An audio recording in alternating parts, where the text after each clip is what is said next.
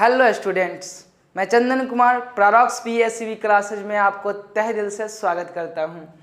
तो चलते हैं आज कुछ ऐसा चीज़ जानने जो आपके लिए बेहतर और बेहतर सिद्ध होने वाला है। क्या होता है ना, एक कहावत आपने सुना होगा, छोटा पैक और बड़ा धमाका। अर्थात छोटा पैक में आज बड़ा धमाका हम लोग करने वाले हैं।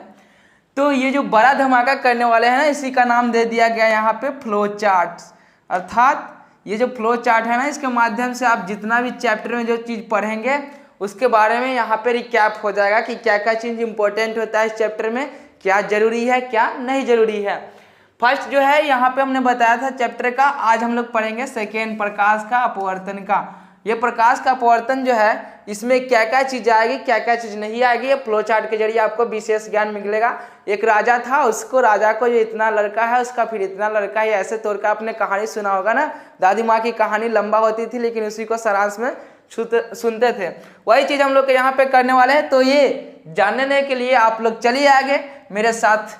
तो फर्स्ट क्या कहता है, बोल रहा है कि प्रकाश जो होता है, प्रकाश की किरणें जब एक पारदर्शी माध्यम से दूसरे पारदर्शी माध्यम में जाती है तो क्या होती है, मुड़ जाती है, कभी अभिलंब की ओर नहीं तो कभी उससे दूर। तो यहाँ भी वही लिखे हैं कि जो मुड़ने की घटना होता है ना, उस मुड़ने की घटना को क्या कहते हैं, अपवर्तन कहते हैं। जब एक किरण एक पारदर्शी माध्यम से दूसरे पारदर्शी माध्यम में जाती है तो मुड़ जाती है, मुड़ने की घटना को हम लोग क्या कहते हैं, प्रकाश का अपवर्तन। और जब प्रकाश की अपवर्तन की बात आई तो एक माध्यम हमारा क्या होगा, विरल होगा, दूसरा माध्यम हमारा सघन होगा। जब विरल होगा तो सघन होगा। यहाँ पे क्यों घटती है, ऐसा मूर्ति है, तो चाल के कारण। और चाल क्या करता है कि जो विरल माध्यम है उसमें चाल अधिक हो जाएगी, विरल माध्यम में चाल क्या हो जाएगी, अधिक हो जाएगी। और उस समय ये पॉइंट हम लोग का, विरल माध्यम में चाल अधिक हो जाती है और सघन माध्यम में चाल कम हो जाती है। सघन, घन से याद होना चाहिए, जंगल घना है, ठीक ना, कहानी सुना रहे हैं, घना जंगल है और उसमें क्या कर रहे हैं, हम दौड़ कर जा रहे हैं तो पता चला कि जंगल घना होने की वजह से हम क्या कर रहे हैं, धीरे धीरे जा रहे हैं, हमारा चाल क्या हो गया, कम हो गया। तो सघन माध्यम में चाल कम हो जाती है। और आगे जब विरल की बात आई तो विरल माध्यम है, अर्थात जंगल क्या है, पूरा साफ है, हम लोग स्पीड से जा रहे हैं दौड़ते हुए, पीछे से शेर दौड़ के पकड़ रहा है, ऐसा वहां पे होती है। अर्थात याद रखिए कि जिस माध्यम में चाल जो होगी अधिक होगी, इसका कहने का मतलब माध्यम कौन सा होगा, विरल माध्यम होगा। सघन मतलब घन, मतलब घना समझिए, घना जंगल है तो जंगल घना है मतलब स्वतः मेरा चाल क्या हो जाएगा, कम जाएगा। तो यहाँ से क्वेश्चन पूछेगा कि किसी पदार्थ, अगर पदार्थ घन है, सघन पदार्थ है, इसका मतलब वो क्या होगा कि सघन माध्यम में प्रकाश की चाल कम जाती है और विरल माध्यम में प्रकाश की चाल अधिक होती है। चलते हम आगे की तरफ। आगे का पॉइंट क्या कहता है, अगला पॉइंट हम लोग का है जिसमें हम बता रहे हैं, ये हमारा किसी माध्यम का अपवर्तनांक के बारे में। किसी माध्यम का अपवर्तनांक क्या होता है, तो माध्यम का अपवर्तनांक होता है कि जब शून्य में प्रकाश की चाल और किसी माध्यम में प्रकाश की चाल का अनुपात निकाला जाता है तो क्या होता है, हमारा माध्यम का अपवर्तनांक कहलाता है। तो यहाँ भी हम अपवर्तनांक ही निकालेंगे माध्यम का और रिलेशन बताएंगे कि अपवर्तनांक से चाल का क्या रिलेशन होता है। तो अभी हमने बताया था आपको कि जंगल घना रहेगा तो क्या होगा, उसमें स्वतः प्रकाश की चाल कम जाएगी। और जो जंगल घना है उसमें क्या होगा, अपवर्तनांक की बात आती है। अर्थात अपवर्तनांक मतलब ये हुआ कि घना जंगल में शेर बाघ की संख्या क्या है, ज़्यादा। और जब घना जंगल में शेर बाघ की संख्या ज़्यादा रहेगा तो चाल स्वतः हमारा क्या हो जाएगा, कम जाएगा। अर्थात जिसका अपवर्तनांक अधिक उसकी चाल कम, जिसका अपवर्तनांक अधिक उसकी चाल कम। और जिस जंगल की बात बोले, ये शेर बाघ को डिनोट कर रहा है अपवर्तनांक। अर्थात अपवर्तनांक जिसका क्या रहेगा, अपवर्तनांक जिसका कम रहेगा, जिस जंगल में शेर बाघ कम रहेगी उसकी चाल क्या हो जाएगी, उसमें हम लोग दौड़ कर जा सकते हैं आसानी से, रुकने की कोई वजह नहीं हो सकती है। तो अगर यहाँ हम बता रहे हैं कि अपवर्तनांक जो है मेरा, ये शेर बाघ को डिनोट करता है, तो शेर बाघ कहने का मतलब जिसका अपवर्तनांक कम होगा उसमें चाल क्या हो जाएगी, अधिक होगी। अपवर्तनांक कम, चाल अधिक। अगर अपवर्तनांक अधिक है तो चाल क्या हो जाएगा, कम, क्योंकि जंगल में अगर शेर ज्यादा रहेगा तो अगर शेर ज्यादा रहेगा इसका मतलब हम लोग क्या जाएंगे, दौड़ के स्पीड से नहीं जा सकते हैं। तो याद रखिएगा कि जिस जंगल में जो है शेर, अर्थात जिसका अपवर्तनांक अधिक रहेगा उसमें स्वतः हमारा चाल क्या हो जाएगा, कम हो जाएगा। तो यहाँ में इस बताने का मकसद था कि अगर पूछेगा कि किसी माध्यम का अपवर्तनांक अधिक है तो उस माध्यम में प्रकाश की चाल क्या होगी, तो जवाब आएगा कम। ठीक ना, समझाने के लिए आपको वो बता रहे हैं एक कहानी के माध्यम से। तो चलते हैं अगले पॉइंट की तरफ। अगला पॉइंट क्या कहता है, ऐसे इसका परिभाषा होता है कि माध्यम में प्रकाश की चाल जो होता है, ये शून्य में प्रकाश की चाल और माध्यम में प्रकाश की चाल के अनुपात को क्या कहते हैं, उस माध्यम का अपवर्तनांक कहते हैं। अगला पॉइंट क्या कहता है, अगला पॉइंट की तरफ हम लोग चलते हैं। नेक्स्ट पॉइंट ये बोल रहा है अपवर्तन के नियम। तो अपवर्तन के नियम के बारे में बोले तो अपवर्तन का नियम दो पढ़े हैं। पहला कि ये जो हम लोग का यहाँ से डायग्राम के जरिए समझेंगे कि आपतित किरणें, आने वाली किरणें, आपतित किरणें, और एक माध्यम यहाँ पे हम लोग का है, फिर वह अभिलंब किया तो मुड़ेगा नहीं तो दूर जाएगा। तो आने वाली किरणें और ये हमारा अभिलंब होता है, और फिर ये मुड़ने वाली किरणें को अपवर्तित किरण कहते हैं। आपतित किरणें, अपवर्तित किरणें और अभिलंब तीनों एक ही तल में होता है। ये पहला हम लोग का नियम होता है। और दूसरा नियम होता है जिसको स्नेल्स का लॉ कहते हैं, स्नेल नियम। उसमें क्या होता है कि जब आपतित किरणें जो होती है एक माध्यम, ऐसा बोला जाता है कि जब पदार्थ जो प्रकाश की किरणें जब पारदर्शी माध्यम में एक माध्यम से दूसरे माध्यम में जाती है तो आपतन जो कोण की जया होता है और अपवर्तन कोण की जया, दोनों का अनुपात, आपतन कोण की जया बटा में अपवर्तन कोण की जया का अनुपात क्या होता है, एक नियतांक होता है। तो सेकेंड लॉ जो होता है अपवर्तन का, सेकेंड लॉ को स्नेल्स लॉ भी बोलते हैं। फर्स्ट नियम कहता है कि आने वाली किरणें, आपतित किरणें और ये अपवर्तित किरणें, बीच में अभिलंब, तीनों एक ही तल में होता है। और सेकेंड नियम से हम लोग यहाँ स्नेल्स का लॉ बोलते हैं कि साइन आई मतलब आपतन कोण की जया और अपवर्तन कोण की जया का अनुपात क्या होता है, नियतांक होता है। नेक्स्ट पॉइंट की तरफ चलते हैं। नेक्स्ट पॉइंट में क्या कर रहा है, ये बोल रहा है कि प्रकाश का अपवर्तन, और जब प्रकाश का अपवर्तन होता है तो माध्यम कितना होगा, एक या दो। तो याद रखिए शुरू में मैंने बताया था परावर्तन के लिए माध्यम एक होना जरूरी है, लेकिन जब कभी अगर अपवर्तन की बात कहता है तो माध्यम कितना होगा, दो होगा। एक हमारा रियल मीडियम, दूसरा डेंसर मीडियम। अर्थात जब बात आती है तो हम लोग को सघन और विरल की, कोई माध्यम अगर सघन से, अर्थात जो प्रकाश की किरणें हैं, माध्यम क्या है सघन और विरल, अर्थात सघन से विरल में जाएगा। यहाँ बीकर के द्वारा समझेंगे कि एक बीकर बना दिए, ये सघन है मतलब जल है, इसमें क्या भरा हुआ है, जल भरा हुआ है। इस जल से जब निकलेगी प्रकाश की किरणें हवा में जाएगी, तो यहाँ पे हम बोल सकते हैं कि जब प्रकाश की किरणें क्या होती है, यहाँ से निकली ऐसे सघन से और जा रही किधर, विरल में, हवा में। तो यह अभिलंब, अगर बीच के भाग जो है अभिलंब होता है हम लोग का, ये जो अगर पॉइंट हम बताएं कि ये अभिलंब है तो अभिलंब से क्या मुड़ेगी या दूर भागेगी, तो यहाँ पे पॉइंट आएगा कि अभिलंब से क्या हो जाती है, ये दूर भागती है। कब, जब यहाँ से निकलेगी और इधर जाएगी ऐसे। इस चीज को हमने बताया कि जब प्रकाश की किरण सघन से विरल में जाएगी, अर्थात सघन से कहाँ पे जा रही है, विरल में जा रही है, तो अभिलंब से क्या होती है, दूर हटेगा। अर्थात डेंसर मीडियम, डेंसर मीडियम से रेयर मीडियम में जाता है, डेंसर मीडियम से रेयर मीडियम, रेयर मतलब होता है विरल, सघन से विरल में जाएगा तो अभिलंब से क्या होगा, दूर भागेगा। लेकिन यही चीज जब विरल से, अर्थात हवा से जब किस में आता है, पानी में। अगर मान लीजिए कि एक माध्यम हम लोग का हवा है और दूसरा माध्यम हम लोग का पानी है, तो हवा से अगर पानी में आ रही है ऐसा प्रकाश की किरणें, जब हवा से हम लोग को पानी में आ रही है तो क्या होगा, ये इस तरह से अभिलंब अगर हम बना रहे हैं तो अभिलंब से क्या होगी, अभिलंब की ओर मुड़ जाएगी। अगर इस बात को बोले कि ये मेरा अभिलंब है, तो आने वाली किरणें जब एक माध्यम जो हवा है उसमें से हम जा रहा है किसमें, पानी में, तो ये यहाँ से ऐसे अभिलंब की ओर मुड़ जाती है। तो यहाँ पे लिखे हैं कि जब विरल से सघन की तरफ आएगा, जब विरल से सघन की तरफ आएगा तो क्या होगा, अभिलंब की ओर मुड़ेगा, और जब सघन से विरल की ओर जाएगा तो अभिलंब से क्या होता है, दूर भागता है। तो इससे आपको क्लियर हो गया होगा ये पॉइंट। अगले पॉइंट की तरफ चलते हैं। यहाँ पे हमने इसके बारे में बताया। अगला पॉइंट क्या कहता है, अगला पॉइंट है अपवर्तक पृष्ठ के बीच का एंगल। हमने बताया था कि जब हम दो ऐसे सतह लेते हैं जिसमें कि तीनों सतह हम लोग को मौजूद होती है, जैसे एग्जाम्पल के जरिए बताएंगे आप लोगों को, एक मिनट वेट कीजिए। ये देखिए, ये दो हमारा सतह है, यहाँ से अगर हम इसको बनाना पड़ेगा इस पॉइंट के बारे में, तो क्या करेंगे, हम इस तरह से बना सकते हैं कि ये ऐसा हम लोग का बन रहा है पॉइंट। ये दोनों सतह, एक हमारा ये सतह हुआ आयताकार जिसको आधार बोलेंगे, ऐसा ही रहेगा, आप ऐसा दिया हुआ रहेगा, प्रिज्म ऐसा ही रहता है, इस तरह का प्रिज्म बनाता है। ये आप देखिए ऐसा, ये जो होता है हम लोग का 3 डायमेंशनली बना रहे प्रिज्म, इसमें बताया है कि ये जो सतह होता है आधार, ये बेस, ये आयताकार होता है। दोनों परावर्तक सतह इधर का भी और इधर का भी ये आयताकार होगा। और सामने आपको दिख रहा है कि ये त्रिभुज बना रहा है, तो दो त्रिभुजाकार था, 3 आयताकार सतह और 2 त्रिभुजाकार सतह होती है। तो ये पूछ रहा है कि प्रिज्म कोण किसको कहेंगे, तो दोनों अपवर्तक सतह, ये दोनों अपवर्तक सतह इधर भी और इधर भी, दोनों के बीच का जो एंगल बनता है ना इधर, इसी को प्रिज्म कोण कहते हैं या अपवर्तक कोण कहते हैं। तो चलते हैं नेक्स्ट पॉइंट की तरफ। ये जो एंगल बन रहा है अपवर्तक सतह हमारा एक हुआ और ये एक हुआ। जब इससे किरणें जाएगी तो यहाँ से ऐसे होकर क्या होती है, निकल जाती है। तो दोनों के बीच एंगल जो बनता है इसी को प्रिज्म कोण कहते हैं या अपवर्तक कोण कहते हैं। यहाँ पे जब लेंस की, अब हम लोग क्या करेंगे, लेंस की बात करेंगे। तो लेंस जो होता है 2 तरह का होता है। एक लेंस हम लोग का उत्तल लेंस होगा और दूसरा लेंस क्या होगा, अवतल लेंस। तो उत्तल लेंस और अवतल लेंस की बात करते हैं तो इसका फोकस दूरी के बारे में समझिए। मुख्य फोकस किसको कहेंगे, फोकस दूरी क्या होता है उसको।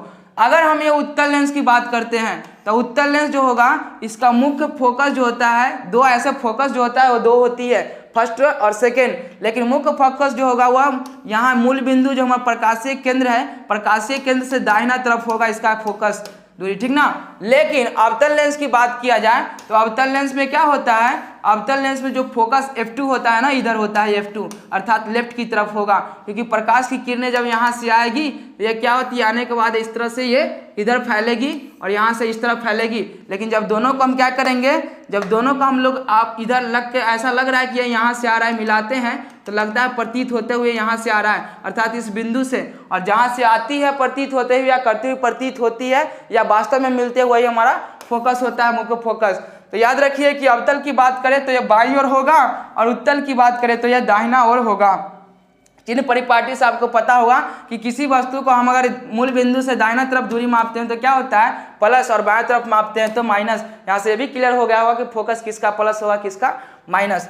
अब चलते हैं जो हमारे इम्पोर्टेंट होने वाला है, एग्जाम में सबसे बेहतर जो निभाता है वह ये लेंस सूत्र निभाता है, कैरेक्टर अपना। अगर ये कहानी हम आपको सुना रहे हैं तो इस कहानी में जो सबसे जो इम्पोर्टेंट है कैरेक्टर किसका, तो लेंस सूत्र का कैरेक्टर है।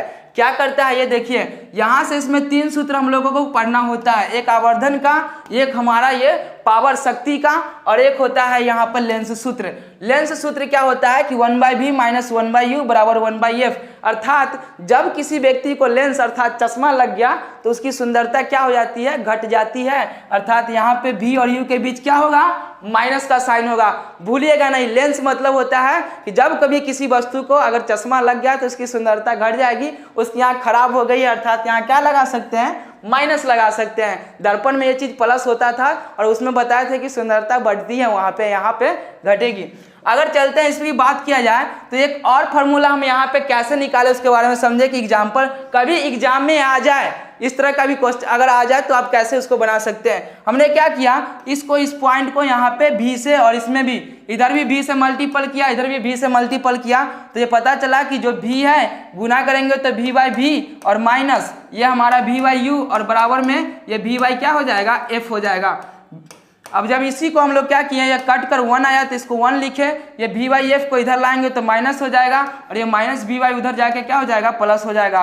तो एक फार्मूला हमारा यहाँ से भी निकल के आएगा, इससे हमने क्या किया, उसको निकाला। तो कभी एग्जाम में ऐसा पूछ देगा तो ये मत कहिएगा कि सर सिलेबस से बाहर है, क्योंकि यहाँ भी इस चीज़ के बारे में हम सिखा रहे हैं। और इसको विशेष कर ध्यान रखिएगा कि एग्जाम में अगर आ जाए तो ऐसा नहीं कहिएगा कि सर सिलेबस से बाहर का क्वेश्चन पूछा था। तो चलते हैं ये आगे की तरफ हम लोग चलते हैं। यहाँ m बराबर v/u होता है। अभी हमने बताया कि v/u के जगह ये हमारा जब v/u आया इसके जगह पे लिख सकते हैं 1 - v/f। तो हमने क्या किया, आवर्धन का एक और फार्मूला पढ़ लिया कि आवर्धन जो होता है 1 - v/f भी होता है। क्यों, क्योंकि हमने यहाँ से क्या किया, उसको निकाला, अर्थात क्या किए, दूध से घी निकाल कर यहाँ पे हम लोग बना रहे हैं ऐसा चीज। चलो आगे की तरफ चलते हैं। फोकस का हम लोग फार्मूला पढ़े, पावर का, ये फोकस का क्या होता है, इन्वर्स होता है। पावर का फार्मूला हम लोग पढ़े जिसमें बताया कि ये जो होता है P 1/f होता है। तो क्या यहाँ पावर का जो एक फार्मूला और भी हो सकता है, हाँ हो सकता है, क्योंकि दर्पण ये लेंस सूत्र से जानते हैं हम लोग कि 1/v - 1/u होता है ना। एफ 1/f की जगह हम लिख सकते हैं 1/v माइनस 1/u, वही चीज़ हम यहाँ पे किए हैं। तो आपको ये जो जितना भी आप देख रहे हैं इस पे कि ये पॉइंट और ये पॉइंट, अर्थात ये जो हम लोग फार्मूला निकाल के लाए कहीं से न कहीं से क्या हो रहा है, निकल के आ रहा है। अगर एग्जाम में ऑब्जेक्टिव के क्वेश्चन के रूप में इसको दे दे तो कभी हम छोड़कर नहीं आएंगे। आपको भी इस तरह से आप भी और कुछ जो वैल्यू रख के बना सकते हैं, जैसे हमने यहाँ पे इसको बनाया। तो चलते हैं आगे की तरफ। अगला पॉइंट है हम लोग का, उसमें क्या कर रहा है, नेक्स्ट पॉइंट हम लोग का है जिसमें हम लोग का ये बता रहा है लेंस, जिसमें फोकस दूरी के बारे में बता रहा है कि ये जो है उत्तल लेंस के है फोकस दूरी, इसमें क्या हो जाएगा, f2 इधर राइट की तरफ होता है और ये f2 जो मुख्य फोकस होता है ना, मूल बिंदु से इसकी दूरी फोकस दूरी कहलाती है। क्या कहलाती है, ये हमारा फोकस दूरी कहलाती है। उसी तरह से अगर अवतल की बात बोले तो अवतल जो होता है, अवतल लेंस में हमारा ये हमारा मुख्य अक्ष होगा। तो यहाँ से आने वाली किरणें अगर ऐसे जा रही है तो ये इस तरह से जाएगी और ऐसे जा रही तो इस तरह से जाएगी। जब दोनों को हम पीछे की तरफ मुड़ाते हैं तो पता चलता है कि यह यहाँ से आ रहा है, इस बिंदु से मुड़ाने के बाद इस तरह से आके यहाँ पे कटता है। तो ये हमारा क्या होता है, f2 इधर होता है और f1 इधर होता है। तो याद रखिएगा, इसको हम शुरू में ही बताए थे, यहाँ भी बता रहे हैं कि अगर उत्तल की बात बोले तो दाहिना तरफ इसका फोकस होगा और फोकस दूरी दाहिना तरफ होगा, मतलब पॉजिटिव। अगर अवतल की बात बोलेगा तो फोकस दूरी f2 जो होता है लेफ्ट की तरफ होता है, यहाँ पे माइनस होगा। नेक्स्ट पॉइंट है, आगे हम लोग चलते हैं। आगे क्या कर रहा है पॉइंट, अब आ रहा है प्रतिबिंब। जब कभी हम लेंस में किसी वस्तु का क्या कर रहे हैं, लेंस अर्थात हम चश्मा लगा रहे हैं तो वस्तु का जब प्रतिबिंब को देख रहे हैं, कोई खड़ा है उसका मतलब हम बताए थे कि किसी वस्तु को हम नहीं देखते हैं, उसका प्रतिबिंब को देखते हैं। तो लेंस में प्रतिबिंब जो बनता है वो दो तरीका से भी बनता है, वास्तविक प्रतिबिंब बनता है और कैसा, काल्पनिक, मतलब झूठा भी प्रतिबिंब बनता है। वास्तविक और काल्पनिक प्रतिबिंब दो प्रकार का होता है, काल्पनिक बनाएगा और दूसरा वास्तविक। वास्तविक प्रतिबिंब जो होता है किसमें बनता है, तो उत्तल लेंस में बनता है। ये काल्पनिक बनाता है कब, जब हम लोग कहाँ पे वस्तु को रखते हैं तो ये ध्रुव पोल जो होता है प्रकाशीय केंद्र और फोकस के बीच। जैसे एक पॉइंट यहाँ पे देखें, ये जो हमारा इस तरह का ये बनाया, ये उत्तल लेंस हो गया, ये मुख्य अक्ष हो गया, मुख्य अक्ष या प्रधान अक्ष बोलेंगे। ये हमारा पॉइंट हो गया जिसमें प्रकाशीय केंद्र डिनोट कर दिए। इधर हमारा जो हुआ f2 हो गया, इधर 2f2 दुगनी दूरी, इधर हमारा f1 हो गया और इधर 2f1, ये बीच का आगे का भाग जो है यहाँ तक इसको बढ़ा दिए। इस तरह से हमने बनाया। फिर क्या बोल रहे हैं कि वस्तु को कहाँ पे रखेंगे, तो काल्पनिक प्रतिबिंब इसमें बनाएगा। तो ये जो प्रकाशीय केंद्र होता है ना और फोकस के बीच वस्तु को रख रहे हैं, दोनों के बीच रखेंगे क्या होगा, यहाँ से किरणें निकलेगी इसके हेड से और ये क्या होती है, अपवर्तित होने के बाद मुख्य फोकस से होकर जाती है। और दूसरा वो बताया तो प्रकाशीय केंद्र से होकर गुजरता है ना, तो इसको प्रकाशीय केंद्र से होकर गुजारेंगे। पता चला कि दोनों का दोनों क्या कर रहा है, अनंत पे जा रहा है, उसका रुकने का कोई ठिकाना नहीं हो, कहीं निकल नहीं रहा है, भागते जा रहा है भागते जा रहा है। तो क्या करेंगे, उसको आगे की तरफ नहीं मिला के पीछे की तरफ ले जाते हैं और पीछे जब ले जाएंगे तो पता चलेगा इसको ऐसे बना रहे हैं यहाँ पे और इसको यहाँ से ऐसे ला रहे हैं। अगर आके क्या होगा, दोनों एक बिंदु, इस बिंदु पे क्या होगा, इस बिंदु पे कटेगा, अर्थात जो इस बिंदु पे कट रहा है इसका बोलेंगे कि ये कहाँ पे हो, जब फोकस और ये हमारा प्रकाशीय केंद्र के बीच किसी वस्तु को रखते हैं तो ये अनंत और 2f2 मतलब वक्रता केंद्र हो गया ना, अनंत और किसके बीच, वक्रता केंद्र के बीच जो है इसका प्रतिबिंब बनता है। कहाँ पे बन रहा है, तो ये हमारा वक्रता केंद्र हो गया, 2f2 को वक्रता केंद्र बोलेंगे और ये अनंत के बीच कहाँ पे बनेगा, तो वक्रता केंद्र और अनंत के बीच ये बना रहा है। और वस्तु का जो है जिधर वस्तु है उधर ही प्रतिबिंब बन रहा है, तो वो झूठा प्रतिबिंब बनाता है क्योंकि दर्पण के जस्ट क्या है, इधर ही है, पीछे बना रहा है। तो यहाँ पे सॉरी यहाँ लेंस है, लेंस को हम पढ़ रहे हैं, जो दर्पण में पढ़े थे उसमें भी बताए थे कि दर्पण के पीछे बनने वाला जो होता है काल्पनिक होता है। यहाँ भी लेंस के इधर वस्तु है उधर, और कैसा लग रहा है, सबसे पहला चीज तो होता है क्या वास्तव में करता है, नहीं, इसको पीछे ले जा रहा है घींच घींच के कि चलो अब तुमको क्या कर रहे हैं, काट कर दिखा रहा है। तो जब कटती हुई प्रतीत होगा तो कटती हुई प्रतीत को क्या बोलेंगे, वो वास्तव में कट रहा है, नहीं झूठा में कट रहा है, मतलब काल्पनिक प्रतिबिंब बनाएगा। तो यहाँ से क्लियर हो गया होगा हम लोग का एक पॉइंट कि इसमें जो प्रतिबिंब बनता है ये काल्पनिक कहाँ पे बनेगा, जब हम लोग कहाँ पे रखें, तो ये प्रकाशीय केंद्र और फोकस के बीच रखे थे। नेक्स्ट हम लोग का बोलता है कि जब उत्तल लेंस जो है प्रतिबिंब बनाएगा वास्तविक तो यह कैसा होता है, उल्टा होता है। वास्तविक प्रतिबिंब राइट साइड बनता है दाहिना तरफ और मुख्य अक्ष के नीचे बनेगा, मतलब उल्टा होता है। और उल्टा प्रतिबिंब को हम लोग पर्दा पे जब लेके जाएंगे तो फिर सीधा करके उसको क्या कर सकते हैं, प्राप्त कर सकते हैं। इसलिए उत्तल लेंस में जो बना प्रतिबिंब होता है उल्टा होता है, इसको पर्दा पर प्राप्त कर सकते हैं। लेकिन अगर इसी प्रतिबिंब को हम बोले कि अवतल लेंस से बनाएं तो इसको क्या पर्दा पर प्राप्त कर सकते हैं, तो नहीं, क्योंकि जब सीधा होता है पर्दा पर प्राप्त करेंगे तो क्या होगा, उल्टा करके दिखाएगा, अर्थात इसको पर्दा पर प्राप्त नहीं कर सकते हैं। अगला क्वेश्चन की तरफ, इसमें अगला पॉइंट क्या कर रहा है, अगला पॉइंट बोल रहा है चिन्ह परिपाटी। तो चिन्ह परिपाटी आपको न्यूमेरिकल बनाने में सबसे ज्यादा महत्व रखती है, इसलिए इसको इंपॉर्टेंट नोट कीजिएगा और ज्यादा कुछ नहीं करना, बस थोड़ा सा दिमाग में इस वैल्यू को रखना है कि अगर दाहिना तरफ गए, अर्थात दाहिना तरफ से अगर इस तरफ से अगर किसी व्यक्ति को पीटना होता है तो हम अगर दाहिना इधर हाथ से पीट रहे हैं तो प्रभाव ज्यादा दिखता है, अर्थात पॉजिटिव दिखता है प्रभाव। अगर यही चीज हम बायां हाथ से कर रहे हैं तो उसका प्रभाव क्या होता है, निगेटिव दिखता है। तो मतलब राइट तरफ का भाग प्लस और लेफ्ट की भाग माइनस। अगर ऊपर की तरफ जा रहे हैं, ऊपर की तरफ मूल बिंदु से तो बढ़ रहे हैं, बढ़ने का मतलब प्लस, और जब नीचे की तरफ जा रहे हैं मतलब कि ये हम लोग इस तरह से मूल बिंदु से नीचे जा रहा है मतलब घट रहे हैं, घटने का मतलब माइनस। तो यहाँ से आपको चिन्ह परिपाटी क्लियर हो गया होगा। और जितना भी दूरी होता है यही हमारा मूल बिंदु से क्या करते हैं, मापते हैं, लेफ्ट राइट और ऊपर और नीचे के रूप में। तो ये आपको क्या करेगा, न्यूमेरिकल बनाने में सबसे ज्यादा इंपॉर्टेंट होने वाली है।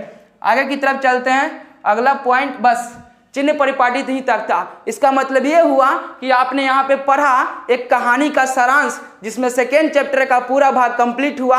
और ये आशा रखता हूँ कि आपको पूरी की पूरी बात समझ में आई होगी। तो आज के लिए इतना ही रखता हूँ। और ये जो चीज़ है आपको पैराडॉक्स बेहतर करने के लिए दे रही, ताकि किसी भी चीज़ को आप नॉर्मल वे में समझे। तो धन्यवाद।